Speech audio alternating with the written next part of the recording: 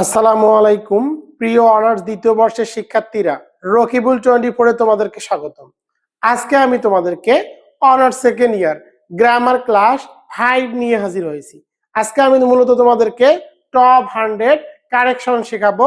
Part 1 1 থেকে 50 নম্বর correction rule সহকারে সহজ টেকনিকের মাধ্যমে পড়াবো। তোমরা যদি এগুলো পড়ে যাও, ইনশাল্লাহ এখান থেকে তোমরা 5 মার্কের মধ্যে 5 মার্কই কমন পাবা।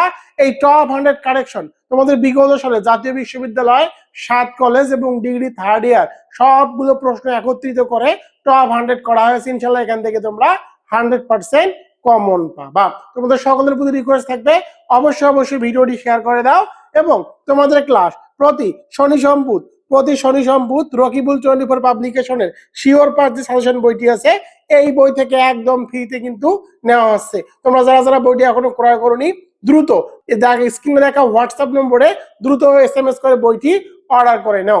বই কিনলে শিক্ষক একদম। আজকের ক্লাসটি শিওর পাস বইয়ের 135 এবং 136 থেকে ক্লাস নেওয়া হচ্ছে। টপ 100 কারেকশন সাজেশনের অ্যান্সার পার্ট 1 1 থেকে 50 নম্বর কারেকশন। বইয়ের সাথে কোর্স সম্পূর্ণ ফ্রি। তোমাদের এই কোর্সটি অর্থাৎ আমি যেগুলো পড়াচ্ছি রকিবুল 24 পাবলিকেশনের শিওর পাস যে সাজেশন বইটি আছে, এই বই থেকে কিন্তু নিয়মিতভাবে ক্লাস নেওয়া হচ্ছে। এটি আমার 8ম এডিশন, রয়্যাল এডিশন, জাতীয় বিশ্ববিদ্যালয় প্লাস 7 কলেজের শিক্ষার্থীদের জন্য। মাত্র 8 থেকে 10 দিন পরে পাস নিয়ে নো টেনশন, 100% গ্যারান্টি। তোমরা যারা এই বইটি ক্রয় করতে চাও তারা দ্রুত হোয়াটসঅ্যাপ এবং ইমোতে SMS করো 01744599475। কোশ্চেন 2 টপ 100 কারেকশন সাজেশন এর অ্যান্সার। 1 নম্বরটি দেখো, প্রথমে আমি কি দিয়েছি, ইনকারেক্ট দিয়েছি। তো দেখো 1 নম্বরে অলওয়েজ স্পিক ট্রুথ, তো এখানে অ্যান্সার হবে অলওয়েজ স্পিক দ্য ট্রুথ। তো দেখো ট্রুথ এর আগে নির্দিষ্ট করে আর্টিকেল হিসাবে দা বসাতে হয়। অলওয়েজ স্পিক দ্য ট্রুথ, সর্বদা সত্য কথা বলবে। 2 নম্বরটি দেখো হি স্পিক্স ইংলিশ লাইক ইংলিশ। তো দেখো ভাষার আগে আর্টিকেল বসে না, কিন্তু জাতি বোঝাতে আর্টিকেল দা বসাতে হয়। হি speaks English like the English. প্রথম ইংলিশ দ্বারা কিন্তু ভাষাকে বোঝানো হয়েছে এবং দ্বিতীয় ইংলিশ দ্বারা ইংরেজি জাতিকে বোঝানো হয়েছে, তাই দ্বিতীয় ইংলিশের আগে আর্টিকেল হিসাবে দা বসিয়েছি। He speaks English like the English, সে ইংরেজদের মতো ইংরেজি বলে। তো এগুলো খুব ইম্পর্টেন্ট, এগুলো থেকেই কিন্তু তোমরা পরীক্ষায় হুবহু কমন পাবা। 3 নম্বরটি দেখো হি গেভ ফলস উইটনেস। তো এখানে অ্যান্সার হবে হি গেভ ফলস এভিডেন্স। কোন বাক্যের মধ্যে যদি উইটনেস থাকে তাহলে উইটনেসকে পরিবর্তন করে তোমরা বসাবা এভিডেন্স। এর বাংলা অর্থ হলো হি গেভ ফলস এভিডেন্স। এর বাংলা অর্থ হলো সে মিথ্যা সাক্ষ্য বা প্রমাণ দিয়েছে। এবার চলে যাব 4 নম্বরে। 4 নম্বরটি দেখো আই এম ফিলিংস ফেভার্স। তো কিছু ওয়ার্ড আছে যে ওয়ার্ডগুলো কখনো কন্টিনিউয়াস টেন্স হয় না, অর্থাৎ সেগুলোর সাথে am is আর প্লাস মূল ভার্বের সাথে ing যুক্ত করা যায় না। এরকম কিছু ওয়ার্ড হলো ফিল, সি লাভ। তোমরা মুখস্থ করে নাও, ফিল, সি লাভ। প্রথমটি হলো ফিল, সি লাভ। এই ভার্ব 3টির সাথে কখনো কি হয় না, ing যুক্ত হয় না এবং এগুলো সবসময় কন্টিনিউয়াস টেন্স হয় না। এখানে দেখো ফিল আছে, তো দেখো ফিলের সাথে কি করতে হবে, ing বাদ দিতে হবে এবং তার আগে যে বি ভার্ব থাকবে সেটিও বাদ দিতে হবে। তো দেখো এম কে বাদ দিয়েছি, ফিলের ing বাদ দিয়েছি, এখানে অ্যান্সার হবে আই ফিল ফেভার্স।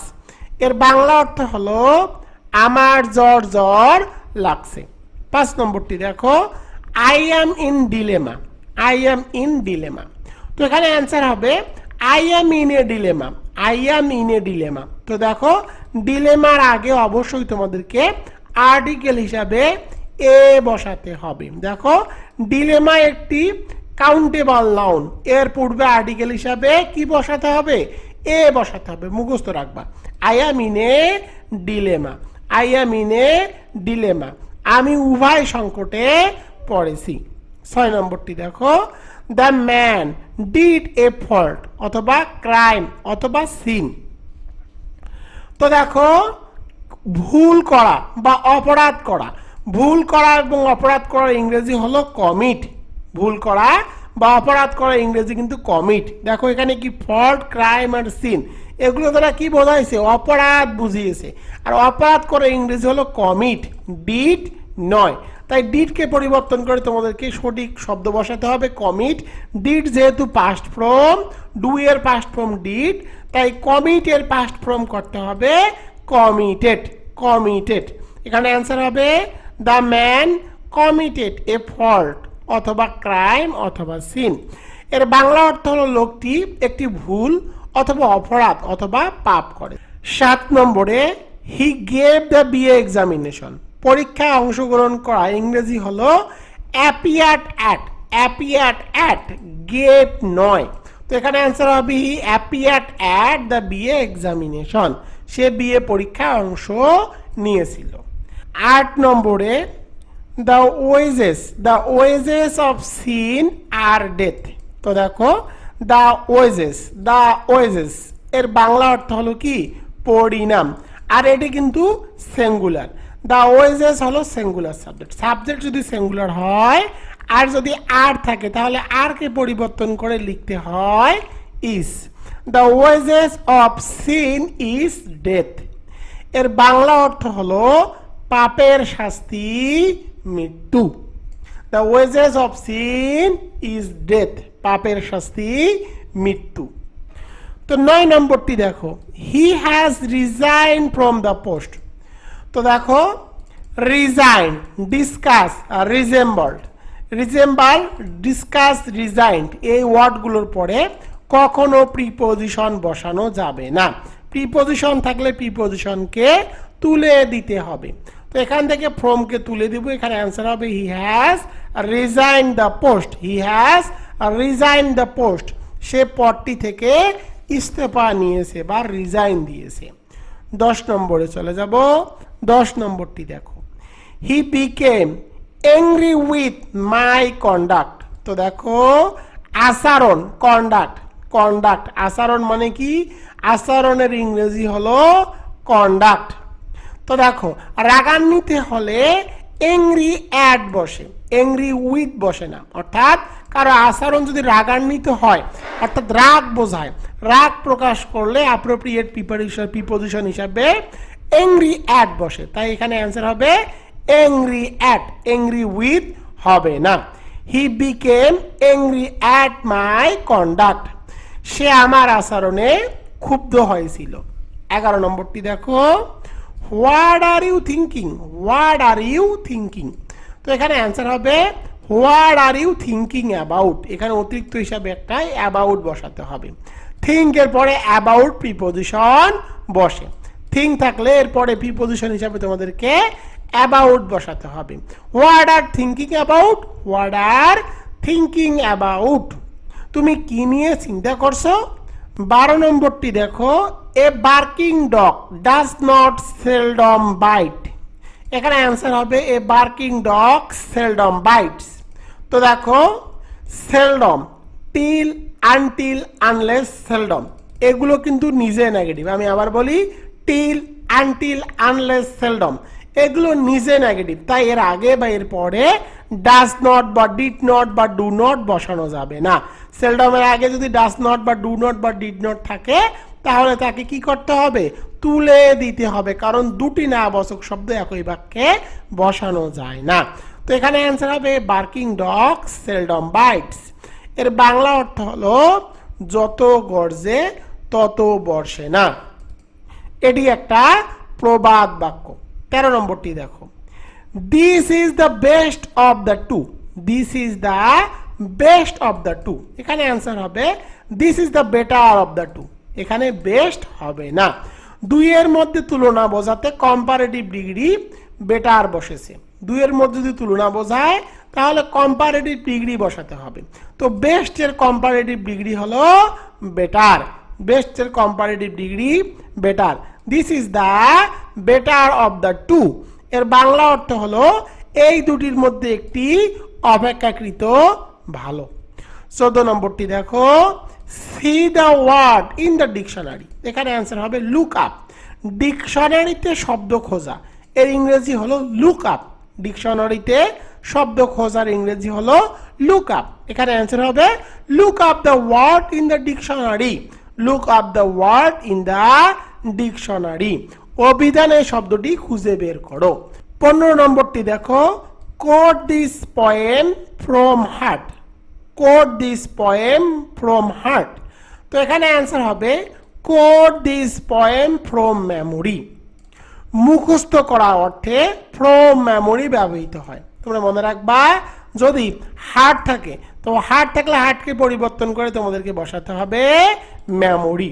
অর্থাৎ কেউ যদি কোনো কবিতা বলে তাহলে কিন্তু তার কিন্তু কবিতাটা আগে থেকে মস্তিষ্ক অর্থাৎ তার যে মেমোরি থাকে সে মেমোরির মধ্যে থাকে। তাই এখানে হার্ট থাকলে হার্টকে পরিবর্তন করে তোমাদেরকে লিখতে হবে memory. Quote this poem from memory. He bought 3 sheep অথবা ডিয়ার। সে 3টি ভেড়া অথবা হরিণ কিনেছিল। 25 নম্বরটি দেখো, you, he and I are guilty. তো দেখো, কোনো বাক্যের মধ্যে যদি একাধিক পার্সন থাকে এবং সেই বাক্যটি দ্বারা যদি দোষ স্বীকার করে তাহলে তোমাদেরকে কি করতে হবে? প্রথমে ফার্স্ট পার্সন বসাতে হবে, এরপরে সেকেন্ড পার্সন বসাতে হবে, এরপরে থার্ড পার্সন বসাতে হবে। দেখো, দোষ স্বীকার করেছে তাই প্রথমে ফার্স্ট পার্সন, এরপরে সেকেন্ড পার্সন ইউ, এরপরে অ্যান্ড দিয়ে থার্ড পার্সন হলো হি। তো এখানে অ্যান্সার হবে I, you and he are guilty. আমি, তুমি এবং সে দোষী। আমি, তুমি এবং সে কি? দোষী। এবার চলে যাব 26 নম্বরে। 26 নম্বরটি দেখো, the doctor saw the pulse of the patient. তো দেখো, কারো পালস কিন্তু কি করা যায় না, দেখা যায় না। মানুষ যখন ডাক্তার মানুষের পালস চেক করে সে মারা গেছে না বেঁচে আছে বা তার কি অবস্থা, শারীরিক কি অবস্থা, তখন কিন্তু সে পালসকে কি করে? অনুভব করে। পালস কিন্তু কখনো দেখা যায় না। তো অনুভব করার ইংরেজি হলো ফিল। অনুভব করার ইংরেজি কিন্তু ফিল। আর যেহেতু সি এর পাস্ট ফর্ম হলো স, বাক্যের মধ্যে কি আছে? ভার্ব হলো পাস্ট ফর্ম। পাস্ট ফর্ম থাকলে যে ভার্বটি থাকবে তারও পাস্ট ফর্ম করতে হবে। তো দেখো, এখানে কি আছে? ফিল। ফিলের পাস্ট ফর্ম কি? ফিলের পাস্ট ফর্ম হলো ফেল্ট। ফিলের পাস্ট ফর্ম ফেল্ট। এখানে অ্যান্সার হবে the doctor felt the pulse of the patient. Doctor রুগীর নাড়ি অর্থাৎ রুগীর যে পালস সেটি পরীক্ষা করলেন। 27 নম্বরটি দেখো, he feels comparatively better today. একটু আগেই বলেছি, একই ধরনের ওয়ার্ড বা একই ধরনের অর্থ প্রকাশ করে দুটি শব্দ কখনো একসাথে বসানো যাবে না। কম্পারেটিভলি এবং বেটার একই অর্থে ব্যবহৃত হয়, তাই এখান থেকে কি করতে হবে? কম্পারেটিভলি এই ওয়ার্ডটিকে বাদ দিতে হবে। এখানে অ্যান্সার হবে হি feels well today. He feels well today. অথবা তোমরা কিন্তু যদি চাও হি ফিলস কম্পারেটিভলি টুডেও এটিও উত্তর লিখতে পারো। তো এই উত্তরটি লিখিও he feels well today. He feels well today. অথবা এখানে অ্যান্সার লিখতে পারো হি ফিলস বেটার টুডে। তোমরা চাইলে এটিও লিখতে পারো হি ফিলস বেটার টুডে। এটা দুটি উত্তর হবে, তোমরা এই উত্তরটিও লিখতে পারো হি ফিলস বেটার টুডে। কম্পারেটিভলিকে বাদ দিবা, তাহলে কিন্তু উত্তরটি সঠিক হবে। সে আজ সুস্থ বোধ করছে। এবার চলে যাব 28 নম্বরে। 28 নম্বরটি দেখো, Rahim is the most tallest boy in the class. তো দেখো, টলেস্ট কিন্তু সুপারলেটিভ এবং মোস্ট এটিও সুপারলেটিভ। একটু আগেই বলেছি একই ধরনের ওয়ার্ড কিন্তু পাশাপাশি বসানো যাবে না। তো দেখো, মোস্ট MST আছে, এটিও সুপারলেটিভ ডিগ্রি, এবং এখানে কি আছে? টলেস্ট ST আছে, এটিও সুপারলেটিভ ডিগ্রি। দুটি যেহেতু একই অর্থ প্রকাশ করে তাই একটি বসানো যাবে না, মোস্টকে বাদ দিতে হবে। এখানে অ্যান্সার হবে Rahim is the tallest boy in the class. তো দেখো, টলেস্ট নিজেই সুপারলেটিভ, তাই মোস্ট বসানো যাবে না, কারণ ডবল সুপারলেটিভ হয়ে যাবে। এর বাংলা অর্থ হলো রহিম ক্লাসে সবচেয়ে লম্বা ছেলে। 29 নম্বরটি দেখো, you and I am friends. তো দেখো, you and I, you and I, এটি কিন্তু পুরোটাই হলো সাবজেক্ট, আর সাবজেক্টটা কি প্লুরাল। ইউ ইউ মানে তুমি এবং আমি, তুমি এবং আমি কিন্তু দুজন বোঝায়, দুজন মানে কি প্লুরাল। সাবজেক্ট যদি প্লুরাল হয় আর যদি এম থাকে, এম কে পরিবর্তন করে অ্যান্সার লিখতে হয় আর, এখানে অ্যান্সার হবে you and I are friends. You and I are friends, তুমি এবং আমি বন্ধু। 30 নম্বরটি দেখো, I saw a bad dream, I saw a bad dream. তো দেখো স্বপ্ন কিন্তু দেখা যায় না, স্বপ্ন কি করে মানুষ ঘুমের মধ্যে দেখে, অর্থাৎ স্বপ্ন দেখার ইংরেজি কিন্তু স না, স্বপ্ন দেখার ইংরেজি হলো ড্রিম। আর যেহেতু সি এর পাস্ট ফর্ম হলো ড্রিম, সুতরাং সি এর পাস্ট ফর্ম কিন্তু স, যেহেতু এখানে পাস্ট ফর্ম আছে সুতরাং ড্রিমের পাস্ট ফর্ম করতে হবে, ড্রিমের পাস্ট ফর্ম হলো ড্রিমড। তো এখানে অ্যান্সার হবে I dream A bad dream. এর বাংলা অর্থ হলো আমি একটি দুঃস্বপ্ন দেখেছিলাম। 31 নম্বরটি দেখো, দ্য শিপ ড্রোন্ড, দ্য শিপ ড্রোন্ড। তো দেখো জড় বস্তু ডোবার ইংরেজি কিন্তু সিঙ্ক, আর প্রাণী ডুবে গেলে হয় ড্রোন। তো দেখো দ্য শিপ কিন্তু জড় বস্তু, প্রাণী নয়। যেহেতু এখানে ড্রোন অর্থাৎ পাস্ট ফর্ম আছে সুতরাং তোমাদেরকে কি করতে হবে, এর পাস্ট ফর্ম করতে হবে। তো সিঙ্ক এর পাস্ট ফর্ম কিন্তু স্যাঙ্ক, সিঙ্ক এর পাস্ট ফর্ম হলো স্যাঙ্ক। তো এখানে অ্যান্সার হবে the ship sank, the ship sank. এর বাংলা অর্থ হলো জাহাজটি ডুবে গিয়েছিল। 32 নম্বরটি দেখো, the man was hung for murder, the man was hung for murder। তো দেখো ফাঁসি দেওয়ার ইংরেজি কিন্তু হ্যাংড, আর কিছু ঝুলানোর অর্থে প্রকাশ করলে হবে হাং। তো দেখো দ্য ম্যান, এই লোকটিকে কিন্তু কি করা হয়েছে, ফাঁসিতে ঝুলানো হয়েছে। আর ফাঁসি দেওয়ার ইংরেজি কি, ইংরেজি ওয়ার্ড হলো হ্যাংড, হাং নয়। তো এখানে কি আছে, হাং আছে, হাংকে পরিবর্তন করে তোমাদেরকে বসাতে হবে hanged. The man was hanged for murder, লোকটিকে হত্যার জন্য ফাঁসি দেওয়া হয়েছিল। 33 নম্বরটি দেখো, I went to market to buy a, sorry দেখো I went to market for buying a pen, I went to market for buying a pen. তো দেখো যদি কোনো বাক্য দ্বারা কি বোঝায়, উদ্দেশ্য বোঝায়, তাহলে তোমাদেরকে কি করতে হবে, ইনফিনিটিভ টু প্লাস ভার্ব বসাতে হবে। তো দেখো এই বাক্যটি দ্বারা কিন্তু উদ্দেশ্য বোঝাইছে, সে কি গিয়েছে, সে বাজারে গিয়েছে একটা কলম কেনার জন্য। তো দেখো যেহেতু উদ্দেশ্য বুঝিয়েছে সুতরাং ফরকে কি করতে হবে, বাদ দিতে হবে, ফরকে বাদ দিয়ে তোমাদেরকে বসাতে হবে টু, এবং দেখো যে ভার্বটি দেওয়া থাকবে তার বেস ফর্ম করতে হবে। তো দেখো এখানে আইএনজি যুক্ত করা আছে বাইং, তো বাইং কি পরিবর্তন করে বসাতে হবে বাই, পরের অংশটুকু ঠিক থাকবে। I went to market to buy a pen, আমি বাজারে একটি কলম কিনতে গিয়েছিলাম। যদি উদ্দেশ্য না বোঝাতো তাহলে ফর প্লাস আইএনজি দেওয়া যেত, কিন্তু যেহেতু বাক্যটি দ্বারা উদ্দেশ্য বুঝিয়েছে তাই টু প্লাস ভার্বের বেস বসিয়েছি। আশা করি এটি বুঝতে পেরেছো। 34 নম্বরটি দেখো, it was long since I see her last. তো কোনো বাক্যের মধ্যে যদি কি থাকে, সিন্স থাকে, কোনো বাক্যের মধ্যে যদি সিন্স থাকে তাহলে তোমাদেরকে অবশ্যই কি বসাতে হবে, সাহায্যকারী ভার্ব হিসেবে বসাতে হবে হ্যাড। এরপরে যে ভার্বটি থাকবে তার পাস্ট পার্টিসিপল ফর্ম বসাতে হবে। তো দেখো আই এর পরে তোমাদের এখানে সূত্র দেখে হ্যাড বসাতে হবে সিন্সের কারণে, আর সি আছে, দেখো সি এর পাস্ট ফর্ম কি, পাস্ট পার্টিসিপল ফর্ম কি, সি এর পাস্ট পার্টিসিপল হলো সিন, তাই এখানে অ্যান্সার হবে had seen. It was long since I had since her last, অনেক দিন আগে আমি তাকে শেষবারের মতো দেখেছিলাম। 35 নম্বরটি দেখো, I would rather to die than to beg। তো দেখো কোনো বাক্যের মধ্যে যদি উড রেদার থাকে বা উড রাদার থাকে, রেদারও বলতে পারো বা রাদারও বলতে পারো, উড রেদার থাকলে তোমাদেরকে কি করতে হবে, দেখো উড রেদারের পরে দ্যান এর পরে ভার্বের বেস ফর্ম বসাতে হয়। তো দেখো আর টু থাকলে কি করতে হবে, টুটিকে তুলে দিতে হবে, টুগুলোকে দেখো তুলে দিয়েছি। এখানে আছে ডাই এর বেস ফর্ম ডাই, এবং দ্যান মাঝখানে বসিয়েছি এবং পরে বেক, সেটিও ঠিক আছে, অর্থাৎ টুগুলোকে তুলে দিয়েছি। এখানে অ্যান্সার হবে I would rather die than beg. এর বাংলা অর্থ হলো আমি ভিক্ষা করার চেয়ে মরা আমি ভিক্ষা করার চেয়ে মরে যাওয়া শ্রেয় মনে করি। আমি ভিক্ষা করার চেয়ে মরে যাওয়া শ্রেয় মনে করি। 36 নম্বরটি দেখো, I could not help to do this. তো কোনো বাক্যের মধ্যে যদি ক্যান নট হেল্প বা কুড নট হেল্প থাকে, কোনো বাক্যের মধ্যে ক্যান নট হেল্প বা কুড নট হেল্প থাকলে মূল ভার্বের সাথে কি করতে হবে?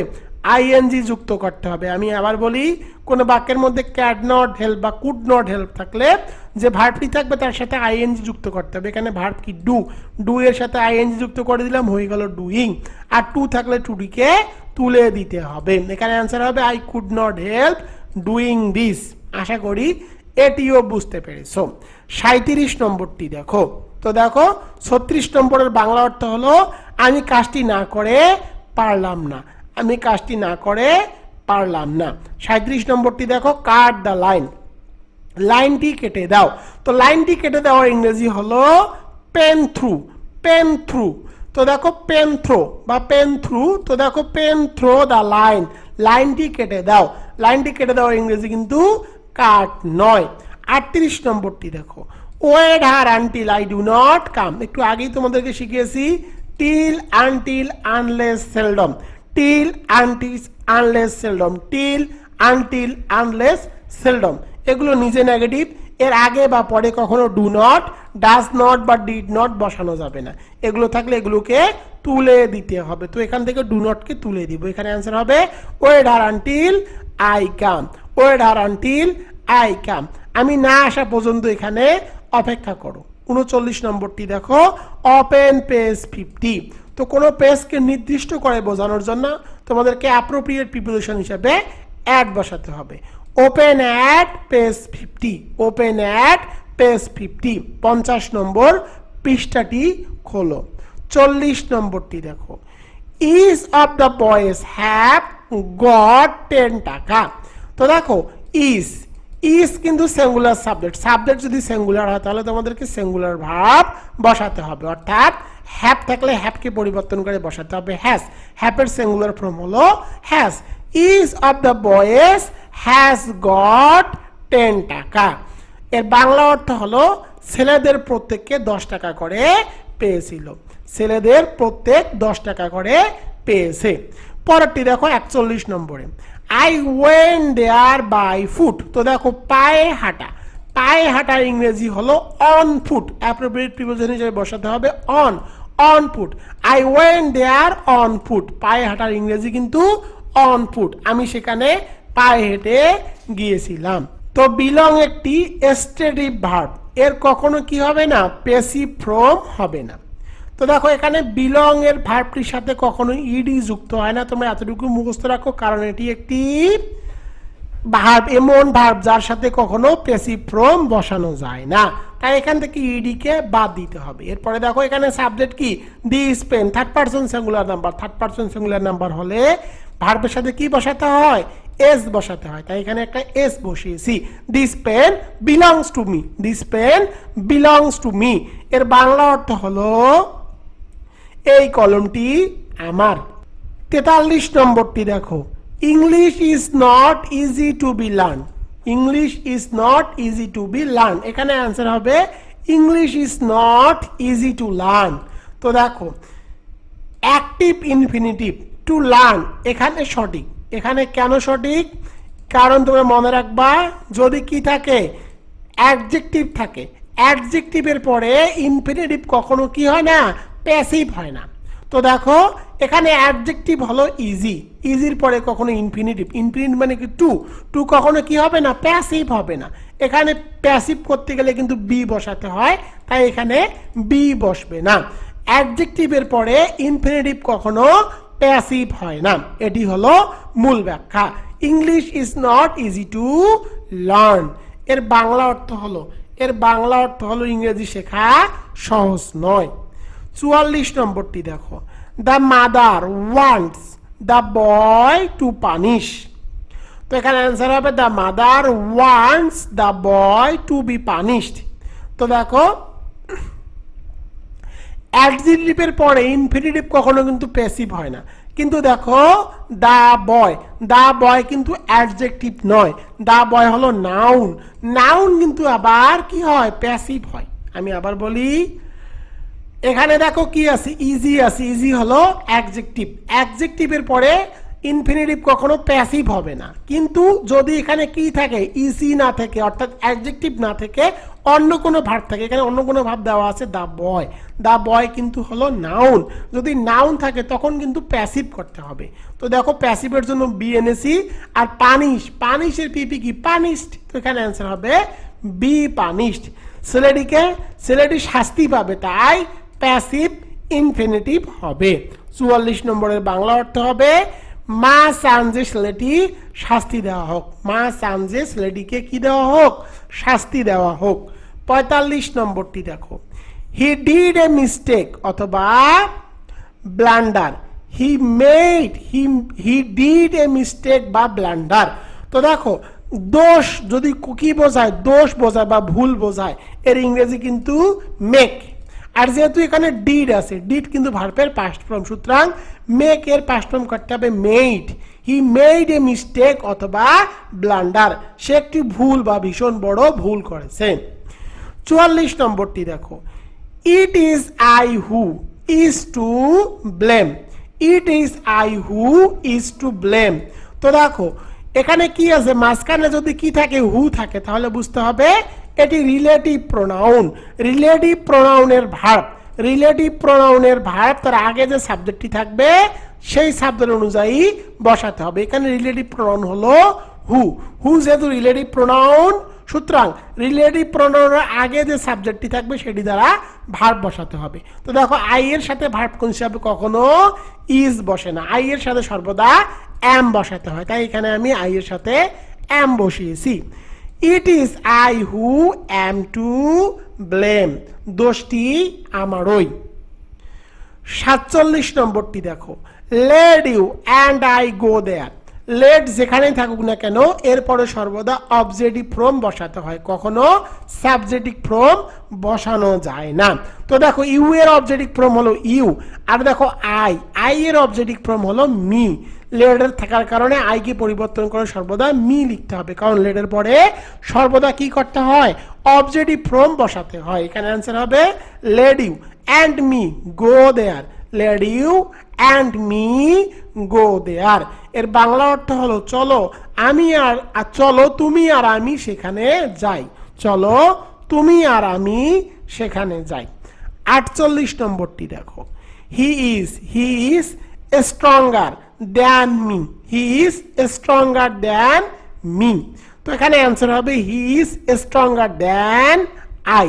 He is stronger than I.